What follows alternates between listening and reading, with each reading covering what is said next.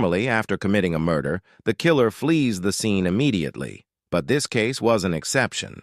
In the summer of 1967, amidst the bustle of Taipei's Wenmin district, a mannequin factory became the center of a chilling mystery. What shocked the public wasn't just the brutal nature of the crime, but the behavior of the killer. He didn't run. He stayed. He calmly stood among a crowd of curious onlookers, watching the police uncover the gruesome truth hidden beneath layers of cement. And you are watching the Mystery Cases channel, where we together explore the most mysterious cases, the most thrilling stories. And as usual, before we unravel the mysteries in today's case, please leave a like and a subscribe to support us. It all began on the afternoon of August 6, 1967, when a man named Zhang Jingan stormed into a local police station in a panic. Gasping for air, stammering, and clearly distressed, he made a shocking confession. "Last night, I was forced to help bury 2 people under the basement of a mannequin factory." The officers were stunned. His story sounded insane. Zhang spoke incoherently at times, his hands trembling. Some police suspected he was mentally unstable, but the details he gave were specific and consistent. Out of caution, they decided to investigate. He led them to number 51 Kangding Road, a 4-story building that housed a business known as the Shikai Art Studio. The ground floor and basement served as a mannequin production workshop. The second floor was a beauty salon. The third and fourth floors were residential apartments. When police arrived, the factory was locked. No one answered. They knocked repeatedly. Still nothing. With mounting concern, they broke down the door. Inside the first floor, everything looked perfectly normal. Mannequins stood neatly displayed behind glass cabinets. There was no blood, no signs of struggle, no hint of foul play. Still, Zhang insisted, "They're underneath." In the basement, the officers moved downstairs. What greeted them was unsettling. Mannequin limbs, arms, legs, heads were strewn across the floor. The air was thick with the pungent odor of gasoline. Jiang pointed at a smooth section of concrete on the floor. "Right here," he said. "This is where they're buried." The surface showed no obvious signs of disturbance, but something felt off. In a nearby bathroom, they noticed freshly dug earth. Upstairs, behind a display cabinet, they discovered bags of cement and fine sand, materials typically used in construction, not mannequin production. Combining Jiang's consistent testimony with these unusual discoveries, police grew uneasy. They called in help. 4 workers from a funeral home arrived, armed with tools. Slowly, they began breaking through the cement floor. Only minutes in, they found the first sign. A steel bar embedded in the floor had been sawed off. Then came something more disturbing, a cotton glove. A moment later, a bundle of black hair. And then, the stench. At a depth of roughly 60 centimeters, the unmistakable odor of rotting flesh hit the air. Everyone froze. Digging continued, this time even more carefully. By 11 p.m., they uncovered a female body, curled up and heavily decomposed. Her face, though sunken, was still recognizable. Half an hour later, another body was found, a young man buried beneath the woman. They had been stacked, one on top of the other, the woman above, the man below. The discovery shook everyone at the scene. Fortunately, despite decomposition, the facial features of both victims remained intact. Police identified the woman as Wang Shuquan, the wife of the factory owner, and the man as Tran Guofeng, an 18-year-old apprentice at the factory. Autopsies revealed they had both died from suffocation, around 2 days earlier. There was something especially strange about Shuquan's body. Her head was completely shaved, and investigators quickly matched the bundle of hair found earlier to her scalp. This raised a deeply disturbing question. What kind of killer shaves their victim's head before burying them? The prime suspect, of course, was her husband, the factory owner, Wang Wenmin. But when police returned to arrest him, they discovered he was gone. He had slipped away. And then came a chilling revelation. Local witnesses recalled seeing a man in the crowd outside the factory as police dug through the floor. He stood silently, watching. His clothing and appearance were unfamiliar, but one detail stood out. He looked calm, too calm, like he already knew what they'd find. That man, police later realized, was Wang Wenmin himself. The man now on the run, Wang Wenmin, was 31 years old. Though he lacked formal education, he was exceptionally talented at mannequin crafting. In Taiwan's fashion industry, he was well known for his artistic precision. His wife, Wang Shuquan, was 30. They had met years ago in a local bar, fell in love, married, and had 3 children. But their marriage was far from harmonious. Frequent arguments, cold silences, and growing mistrust plagued their relationship. The young man found buried with her, Tran Guo Fong, was only 18. He had been apprenticing at Wang's factory and was just weeks away from completing his training. As police continued their investigation, they questioned other workers at the mannequin studio. What they learned painted a disturbing picture. Just days before the murder, Wang and his wife had fought over a missing 2,000 Taiwan dollars. Wang accused her of theft, verbally abused her, and then shaved her head in a fit of rage. He humiliated her not just as a punishment, but as an act of control. Then, without warning, on the night of August 3rd, he declared he had discovered who stole the money and gave all employees a 1-week vacation. 2 days later, the bodies were found. Investigators spoke with Tran's family. They said that just before his death, Tran confided in them. Wang had accused him of having an affair with Shuquan, his wife. Tran, horrified by the accusation, denied everything. Even after being beaten, he insisted he was innocent. His parents begged him not to return to work, but he told them, "If I run away now, I'll look guilty. I have to go back and clear this up." It was the last time they saw him alive. Looking deeper into Wang's past, police discovered more troubling details. They visited his younger sister, Wang Jingzhen. She told them about an incident from 4 years ago, when Wang left home for military service. During that time, his wife Shuquan had an affair with the pharmacist next door, and it didn't stop there. The pharmacist had allegedly convinced her to secretly give Wang a medication that impaired his sexual function, without Wang's knowledge. When Wang returned from the army, he realized something was wrong. He could no longer perform sexually. He visited doctors, tried medicine, but nothing worked. A year later, Shuquan confessed the truth. She ended the affair. Wang was devastated. Although he eventually reported the pharmacist and the man was punished, the betrayal never left him. It festered for years. Now police knew they were chasing a man burdened by humiliation, jealousy, and rage. Even more alarming, another person had gone missing. A man named Duong Kam Tuyen arrived at the police station, clearly distressed. His wife, Liu Vong, had disappeared, and he believed she had run away with Wang Wenmin. The two families had business ties.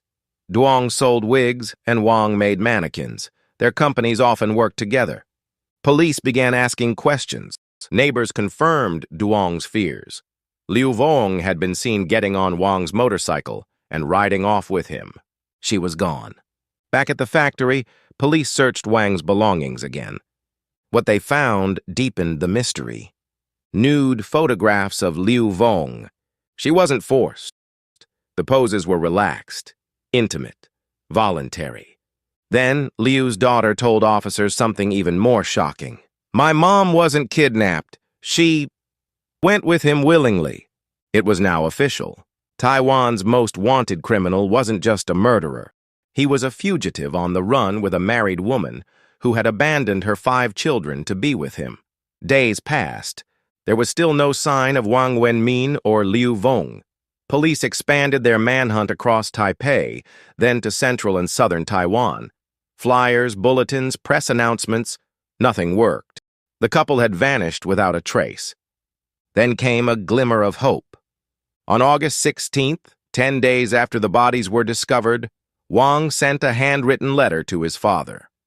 On the front of the letter, written in Chinese, he made an emotional plea. Please, for the sake of Liu Vong's 5 children, send her husband 2,000 Taiwan dollars to help them survive. It seemed noble, selfless, perhaps a sign of regret. But when police flipped the letter over, they discovered something chilling. On the back of the letter, written in Japanese, Wang had scrawled one line: "Don't send the money." The deception was deliberate. Wang knew that Liu Vong couldn't read Japanese. He had written the front to appear like a selfless act of concern, while secretly telling his father to ignore it. He wasn't trying to help Liu's children. He was manipulating her. Police seized on this opportunity. Instead of delivering the letter to Wang's father, they published it in newspapers. Their goal was simple: expose Wang's lies and shatter Liu's illusion that she was running away with a caring man. At the same time, the emotional pressure on Liu intensified. Her husband, Duong Kam Tuyen, wrote a public letter. "Liu, if you come back, all is forgiven. Just come home." Then their eldest daughter wrote one too. "Mom, we miss you. The little ones are crying every day. Please come back." But Liu didn't respond. Taiwan was now gripped by the case. The press dubbed them the fugitive lovers. Everyone had an opinion. Everyone wanted them caught. On August 24th, 18 days after the murder, police offered a 30,000 Taiwan dollar reward for any tip leading to the couple's arrest. They also released Wang's medical condition to the public. He suffered from a rare disease and needed to drink ginseng tea regularly, especially during hot weather. This sparked a nationwide phenomenon.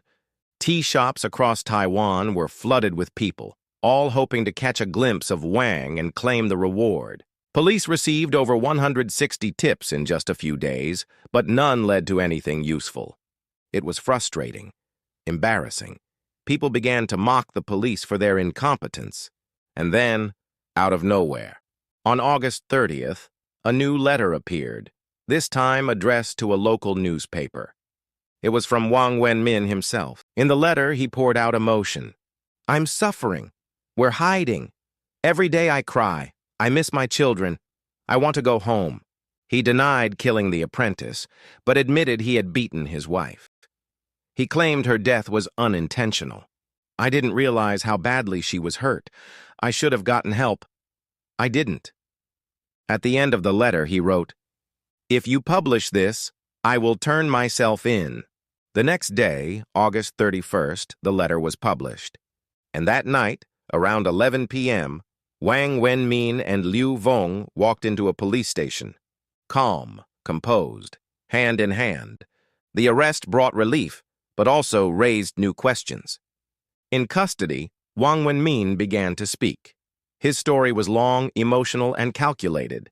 He admitted he had beaten his wife, brutally. He claimed it was because she had stolen money and betrayed him emotionally. But he insisted her death was accidental. "I didn't know how bad her injuries were. She lay in bed for days. I thought she was just sulking." He then shifted focus to Tran Guofeng, the apprentice. Wang said he had caught Tran secretly talking with Shu Quan and became convinced they were having an affair. That night, he tied up Tran and beat him. But according to Wang, it wasn't he who killed the young man. He pointed the finger at someone else. It was Jiang Jingan. He was there. Tran accused Jiang's brother of being Shu Quan's lover. Jiang snapped. He covered Tran's mouth, beat him, and choked him until he stopped breathing. Wang claimed he was in shock, and that both victims died too quickly for him to stop anything. According to this version, Jiang was the true killer, and Wang was only partially responsible. But when Jiang was brought in for questioning, he told a very different story. He said that on the night of August 4th, Wang showed up at his home, saying his wife had gone missing, and asked Jiang to help search. Jiang agreed. They went back to the factory. Once inside, Wang locked the doors and revealed the truth. "I killed them. They're under the floor. If you don't help me hide the bodies, I'll bury you too." Terrified, Jiang said he had no choice but to help. He helped carry the bodies to the basement. He helped cover them with dirt. He helped mix the cement. Then, at the first opportunity, he fled. But this version had holes too. For one, Jiang was a tall, strong man, a blacksmith. Wang was much smaller. If Jiang was truly forced, why didn't he fight back? Why didn't he run sooner? And most importantly, Jiang had helped finish burying the bodies, poured cement, and stayed silent for an entire day before going to the police. Under pressure, Jiang changed his story. He admitted he wasn't threatened. Wang had offered him money, and in a moment of weakness, he agreed to help. I was greedy, but later, I couldn't live with the guilt. Even more complicating, Jiang had a history of neurological issues. Years earlier, he'd suffered a traumatic brain injury in a motorcycle accident. He was functional, but not emotionally stable. His ability to recall and process complex events was impaired. He was also connected to Wang by marriage. His older brother was married to Wang's younger sister. This closeness made police wonder. Had Jiang been involved all along? Or was he truly a pawn? The investigation grew deeper. The trial began in October 1967. The courtroom was packed. Public curiosity was at its peak. Everyone wanted to know who truly killed whom. Wang Wenmin continued to insist that his wife's death was an accident and that Jiang Jingan killed Tran. Jiang, meanwhile, portrayed himself as a misguided accomplice, corrupted by money and fear, but not a murderer. The initial verdict? Wang was found guilty of murder and sentenced to death. Jiang was found not guilty, believed to be a reluctant helper who had ultimately turned himself in. But the case didn't end there. Prosecutors appealed. For the next 9 years, the case dragged through Taiwan's court system. Back and forth. Guilty. Innocent. Then guilty again. In 1976, the Supreme Court of Taiwan issued its final ruling. They reversed the earlier acquittal. Jiang Jingan was guilty of murder. The evidence? A chilling detail. While in prison, Jiang had reportedly told fellow inmates, "If all you get for killing someone is life in prison, I'd do it again." Tran was too nosy. "I strangled him with a cord." The court also pointed out that Jiang had plenty of opportunities to escape before the bodies were buried, but didn't. That, they said, showed intent. He was sentenced to life imprisonment. 4 days later, Wang Wenmin was executed by firing squad. But as the legal story ended, public attention shifted elsewhere, to a woman who had remained silent throughout it all, Liu Wang. Why did she leave behind 5 children to follow a man accused of murder? As the investigation revealed more, people began to understand. Liu had been married to Duong Kam Tuyen, a once wealthy man who squandered his fortune. She had to raise 5 kids while also making wigs to support the family. Her husband provided little help. Eventually, she suggested divorce and even offered to pay him 50,000 Taiwan dollars in compensation. He refused. Then came Wang. He admired her craftsmanship. He flattered her. He offered her a way out. Not love, not lust, escape. After they were caught, Liu was offered forgiveness by her husband.